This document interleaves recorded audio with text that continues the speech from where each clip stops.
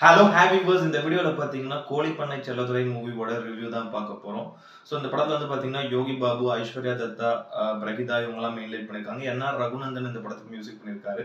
சீனு ராமசாமி இந்த படத்தை டைரக்ட் பண்ணியிருக்காரு. ஜெனரலாகவே சீனு ராமசாமி படங்கள்னாலே ஒரு ஃபீல் குட் ஒரு ஃபேமிலி ட்ராமாவாக தான் இருக்கும்.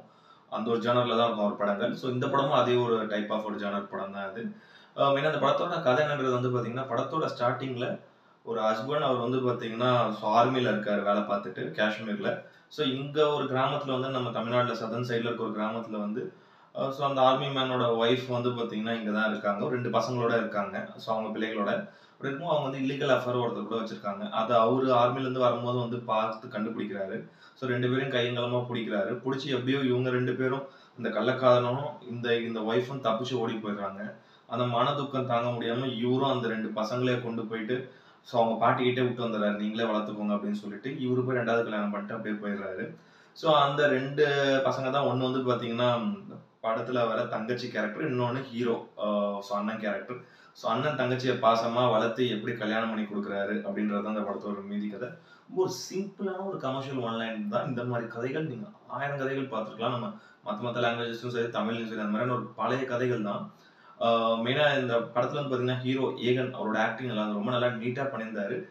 ஒரு அண்ணன் கேரக்டர், ஒரு பொறுப்பான ஒரு அண்ணன் எப்படி இருப்பாங்களோ அந்த மாதிரியான ஒரு கேரக்டர் ரொம்ப நல்லா நீட்டாக படம் பூராமே வந்து பார்த்தீங்கன்னா படத்தோட கிளைமேக்ஸில் தான் அவர் சிரிச்சே நான் பார்த்தேன். படம் பூரா அவர் எங்கேயுமே சிரிக்கல. ஒரு கிளைமேக்ஸில் மட்டும்தான் சிரிச்சார். அந்த அளவுக்கு ரொம்ப உருன்னு இருக்கக்கூடிய ஒரு மாதிரி செட்டிலான ஒரு கேரக்டர் ரொம்ப நல்லா நீட்டாகவே பண்ணியிருந்தாரு. அதே மாதிரி யோகி பாபு அவரோட கேரக்டருமே நல்லா இருந்தது இந்த படத்தில். மெயினாக வந்து பார்த்தீங்கன்னா ஒரு குணச்சித்திர ரோல். நம்ம நிறைய படங்கள் அவர் வந்து காமெடியாக பார்த்துருப்போம்.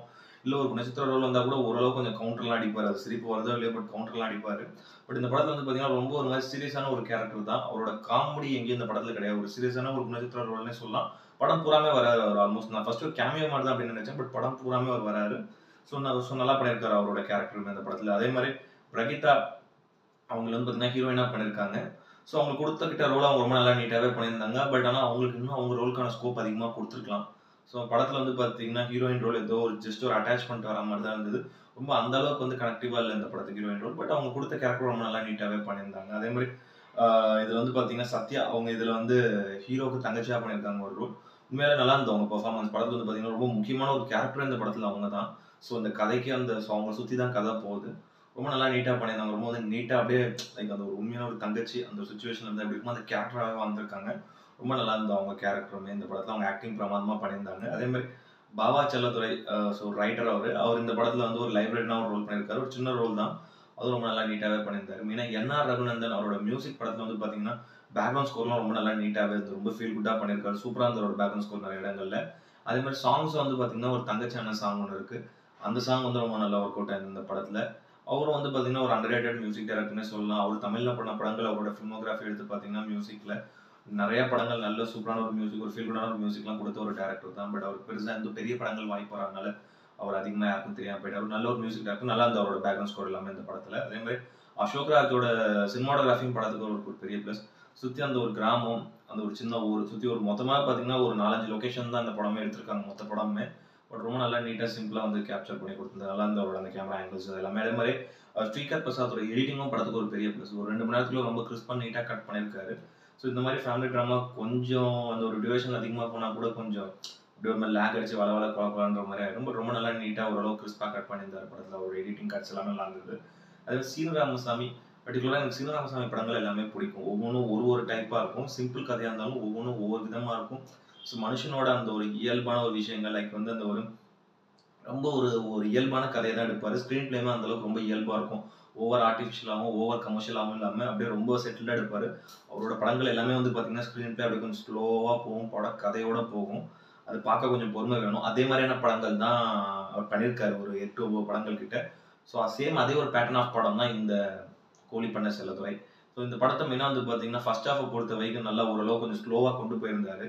ஸோ செகண்ட் ஹாஃபும் ஃபுல்லாக அப்படியே அந்த ஒரு எமோஷனல் டைப்பில் கொண்டு போயிருந்தாரு. மெயின் அவரோட பேட்டர்னில் அவர் கரெக்டாக பண்ணிட்டார். என்னை பொறுத்த வரைக்கும் first half and second half இந்த ரெண்டுமே வந்து பார்த்தீங்கன்னா எமோஷனல் சீன்ஸ் லைக் அந்த ஒரு அண்ணன் தங்கச்சிக்குமான சீன்ஸ் அது எல்லாமே வந்து ரொம்ப நல்லா கனெக்ட் ஆயிருந்தது. பட் ஆனால் எனக்கு மைனஸாக இந்த படத்தில் பட்ட ஒரு விஷயம்ன்றது வந்து பார்த்தீங்கன்னா படத்துக்குள்ளே இருந்தக்கூடிய ஒரு கமர்ஷியல் எலிமெண்ட்ஸ் தான். ஏன்னா இது வந்து ஒன்றும் அப்படி ஒரு ஆர்ட் ஃபிலிம் அந்த மாதிரிலாம் கிடையாது. இது வந்து ஒரு பக்கா கமர்ஷியல் கதை, ஒரு கமர்ஷியல் படம் தான். பட் ரைட்டிங்கில் வந்து நிறைய இடங்களில் கோட்டை விட்டு இருந்தார். எஸ்பெஷலி யோகி பாபு கேரக்டர் இன்னும் ஸ்ட்ராங்காக எழுதிருக்கலாம். அது ஒரு குணச்சித்திர கதாபாத்திரமாக இருந்தாலும் அவர் வர சீன்ஸ் எதுவுமே இன்ட்ரெஸ்டிங்காக அந்த அளவுக்கு எதுவுமே இல்லை. அது இன்னும் கொஞ்சம் இன்ட்ரெஸ்டிங்காக ஸ்க்ரீன் ப்ளே பண்ணியிருக்கலாம். அந்த இடத்துல ஒரு லேக் அடிச்சது. அதே மாதிரி படத்துல நிறைய இடங்கள் வந்து பார்த்தீங்கன்னா, ஒரு அண்ணன் தங்கச்சி அந்த பாசம், அந்த ஒரு சில எமோஷனல் கனெக்ட், எஸ்பெஷலா அந்த ஒரு கிளைமேக்ஸ்ல அவங்க அப்பாவுக்கு கிட்னி கொடுக்குறது, அந்த மாதிரியான ஒரு சில சீன்ஸ்லாம் வந்து பார்த்தீங்கன்னா, நல்லா எமோஷனலா கனெக்ட் ஆன மாதிரி பண்ணியிருக்காரு. அது வந்து சீனிவாராமசாமிக்கான அந்த ஒரு டச் அது நல்லா இருந்தது. மெயினா மைனஸ்ன்னு பார்த்தது எனக்கு இதுதான் பட்டது. ஏன்னா ஒரு ஒரு காமெடி ஒர்க் அவுட் ஆகலன்னு சொல்ல முடியாது. காமெடி ஒர்க் அவுட் ஆகல. At the same time commercial elements எதுவுமே ஒர்க் அவுட் ஆகல. ஒரு 5, 6 சீன தவிர படத்துல மொத்தமா வந்து பார்த்தீங்கன்னா, நிறைய இடங்கள் லேக் அடிக்கிற மாதிரி தான் இருந்தது. ஃபர்ஸ்ட் ஹாஃப்ல ஒரு 15, 20 நிமிஷம், ஒரு 30 மினிட்ஸ் கூட சொல்லலாம் லேக் ஆகிற மாதிரி தான். அந்த செகண்ட் ஹாஃப்ல அதே மாதிரி தான் ஒரு 20 மினிட்ஸ் கிட்ட லேக் ஆகிற மாதிரி இருந்தது. இதை மொத்தமா எடுத்து பார்த்துட்டீங்கன்னா, ஒரு 1 ஹவர் படம் தான். அந்த ஒரு எமோஷனல் எலிமெண்ட்ஸ் இதெல்லாம் வந்து ஒரு பாசிட்டிவா நல்லா இருக்க மாதிரி இருந்தது. அதை தவிர ரொம்ப வந்து அவர் இதுக்கு முன்னாடி பண்ண படங்கள்லாம் நீங்க வந்து பார்த்தீங்கன்னா, ஈவன் தர்மதுரை பார்த்தீங்கன்னா கூட சூப்பரா இருக்கும். அந்த படத்துல அந்த அளவுக்கு அந்த மாதிரி ஒரு ஃபைட்டு, காமெடி அந்த அளவுக்கு ஒரு கமர்ஷியல் எலிமெண்ட்ஸ் ரொம்ப மசாலா படங்களுக்கு ஏத்த மாதிரி இல்லைனா கூட, அந்த ஒரு ஃபீல் குட் மூவிக்கு ஏத்த கமர்ஷியல் எலிமெண்ட்ஸ் இருந்தது. நல்லா இன்ட்ரெஸ்டிங்காவும் ஸ்க்ரீன் ப்ளே போச்சு. பட் இந்த படத்துல ஸ்க்ரீன் ப்ளே ரொம்ப வீக்கா தான் இருந்தது. சுத்தி அந்த ஒரு கறிக்கடையிலேயே சுத்தி அந்த கான்வர்சேஷன், அப்புறம் அந்த ஒரு கடை ஒரு 3, 4 லொகேஷன்ஸ்குள்ள மட்டும் வச்சு எடுத்து, பட் எடுத்த லொகேஷன்ஸ் கம்மியா இருந்தா கூட பிரச்சனை இல்ல. பட் ஆனா ஸ்க்ரீன் பிளே தான் வந்து பார்த்தீங்கன்னா, ஃபர்ஸ்ட் ஹாஃப்மே, செகண்ட் ஹாஃப்மே சுத்தமா அந்த ஒரு கமர்ஷியல் எலிமெண்ட்ஸ் படத்துக்குள்ள ஸ்க்ரீன் பிளே எங்கேயுமே ஒரு இன்ட்ரெஸ்ட் இல்லாம நம்ம ரொம்ப தோய்படுத்துற மாதிரி தான் இருந்தது. ஏன்னா ஒரு 10, 15 நிமிஷம் சீன்ஸ் வந்து நல்லா எமோஷனலா கரெக்ட்டா கனெக்ட் ஆகி ஒரு ஆடியன்ஸ்குள்ள கொண்டு போனா கூட, அடுத்த ஒரு 20 மினிட்ஸ் அப்படியே ஒரு மாதிரி நம்மள டவுன் ஆக்கிருது. அதான் அந்த படத்துக்கு ஒரு பெரிய மைனஸா நான் பார்த்தேன். இன்னும் கொஞ்சம் பெட்டராவே பண்ணிருக்க வேண்டிய படம். ஸோ இதுக்கு முன்னாடி சீனிவாராமசாமி பண்ண படங்கள் ஒவ்வொன்னும் ஒரு ஒரு விதமா இருக்கும். ஜானர் எல்லாமே ஃபேமிலி ஃபீல் குட் ஜானரா இருந்தா கூட, ஒவ்வொரு கதைகளுமே ஒவ்வொரு விதமா இருக்கும். அது அவர் சொல்லப்பட்ட விதங்கள் நல்லா இன்ட்ரெஸ்டிங்கா இருக்கும். பட் இந்த படத்துல அவர் எடுத்துக்கிட்ட விஷயம் ஓகேவா தான் இருந்தது. ஒரு 50% ஜெயிச்சிருக்காரு. ஒரு 50% வந்து இத அவர் சாட்டிஸ்ஃபை பண்ணலன்னு தான் சொல்லுவோம் ஆடியன்ஸ. பட் வந்து சொல்ல வர வேண்டிய விஷயத்த ரொம்ப கிளியரா அந்த கதைய நீட்டா கொண்டு போய் கிளைமேக்ஸ் ரொம்ப இன்ட்ரெஸ்டிங்கா முடிச்சிருந்தாரு. அதான் எனக்கு ஒரு பெரிய பாசிட்டிவா நான் பார்த்தேன். பட் ஆனா ஒரு ஒரு ஒன் டைம் டீசென்ட் வாட்ச். நல்ல ஒரு ஃபேமிலியோட போய் இந்த படம் பார்க்கலாம். மெயினா ஒரு அண்ணன் தங்கச்சிகள் பார்க்கலாம். அதே மாதிரி தங்கச்சிகள கஷ்டப்பட்டு கல்யாணம் பண்ணி கொடுத்த அண்ணன் போய் பார்க்கலாம். அவங்களுக்குலாம் இந்த படம் ஓரளவு சாட்டிஸ்ஃபை பண்ணும். நார்மலான காமன் ஆடியன்ஸ் வந்து பார்த்தீங்கன்னா, ஃபேமிலி ஆடியன்ஸ் இந்த படத்த பார்ப்பாங்க. அது தவிர ஒரு ஃப்ரெண்ட்ஸ் இவங்களோட போய் பார்க்கணும்னா இந்த படம் நான் ரெக்கமெண்ட் பண்ண மாட்டேன். இது ஒரு பக்கா ஒரு ஃபேமிலி படம். பட் இன்னும் கொஞ்சம் பெட்டரா நிறைய எலிமெண்ட்ஸ் உள்ளுக்குள்ள ஸ்க்ரீன் பிளேல பண்ணியிருந்தா படம் நல்லா இருக்குமோன்னு எனக்கு தோணுச்சு. இப்ப பார்த்தீங்கன்னா, ஓரளவு ரொம்ப ஒரு பிலோ ஆவரேஜ் படமா தான் இந்த படம் போயிருக்கு. ஸோ இந்த படத்துக்கு என்னோட ரேட்டிங் வந்து பார்த்தீங்கன்னா, 10க்கு வந்து ஒரு 5.5 குடுப்பேன். அந்த அளவுக்கு ரொம்ப ஒரு பிலோ ஆவரேஜான ஒரு படம் தான் அது. ரொம்ப போர் அடிச்சுதுன்னா டைம் இருந்தா தியேட்டர்ல போய் பாருங்க. இல்ல ஓடிடில வரும்போது பாருங்க. ஓரளவு கொஞ்சம் பார்க்குற மாரி ஒரு டைம் பாஸ் ஆகுற கேட்டகரில இந்த படம் வந்து நான் சஜெஸ்ட் பண்ணுவேன் பார்க்கலாம். இந்த வீடியோ பிடிச்சிருந்தா லைக் பண்ணுங்க, ஷேர் பண்ணுங்க, கமெண்ட் பண்ணுங்க. இந்த சேனலோட லிங்க் உங்க ஃப்ரெண்ட்ஸ் எல்லாருக்கும் ஷேர் பண்ணுங்க. இன்னொரு நல்ல வீடியோல மீட் பண்ணலாம். Okay friends, thank you. Bye.